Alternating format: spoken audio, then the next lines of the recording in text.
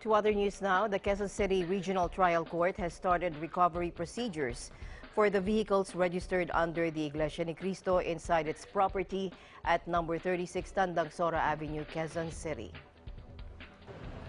Now, 5 of the 16 INC registered vehicles were recovered Tuesday by the Quezon City Court Sheriff as the Quezon City RTC Branch 96 implemented the earlier order of court, particularly by presiding judge Primo G. Sio on the writ of replevin sought by the INC to recover its vehicles inside the compound.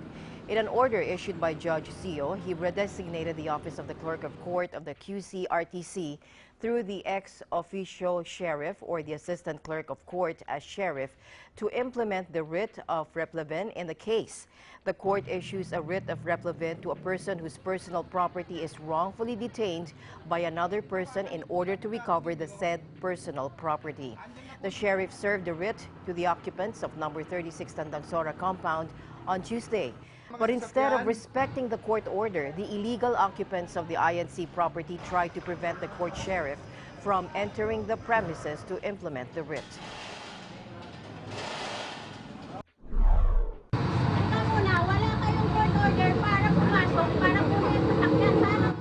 Meron po kaming writ, ma'am. Nandyan po. Writ of replevin. Pinabasa ko naman sa inyo eh. Bakit ano? Bakit hindi niyo sinabi sa attorney namin? Andyan po. Kaya nga po sineserve.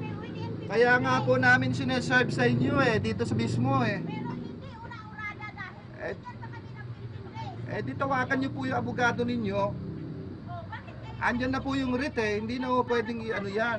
Order po ng korte yan. Labag sa batas yung ginagawa niyo. Hindi po labag sa batas yan, ma'am. Wala po kami nilalabag sa batas. Now, after hours of waiting, the sheriff had to forcefully implement the court order by exercising his authority to enter the property. Bahala po kayo. Umaano lang po kami sa batas, ma'am. Sumusunod lang po kami. Trabaho lang po ito. Ayaw. 30 minutes. Now, the court on Tuesday initially recovered 5 of the 16 vehicles subject of the writ inside the property. The INC earlier filed a separate ejectment case against the property's illegal occupants, namely expelled INC members Lottie Jimenez and Angel Manalo, who, together with still unidentified persons, continued to occupy the said INC property in number 36 Tandang Sora, despite a favorable court decision for the INC. Now, last month, Judge Ancia of Manila Metropolitan Trial Court Branch 12 decided the case in favor of the INC as the court immediately ordered the illegal occupants of the INC's property at 36 Tandang Sora Avenue in Quezon City to, quote, immediately vacate the said church premises. The court's decision in the civil suit unlawfully detainer case filed by the INC against the property's illegal occupants, Lottie Jimenez and Angel Manalo, was already executory.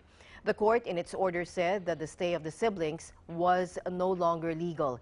It was merely tolerated by the property's real owner, the INC. When they were expelled from the church after they violated church doctrines, this tolerance ended, according to them. The INC has recently expressed serious concern about masked persons seen loitering inside the property. High-tech monitoring gadgets were also discovered hidden inside food deliveries in an attempt to smuggle them inside the property.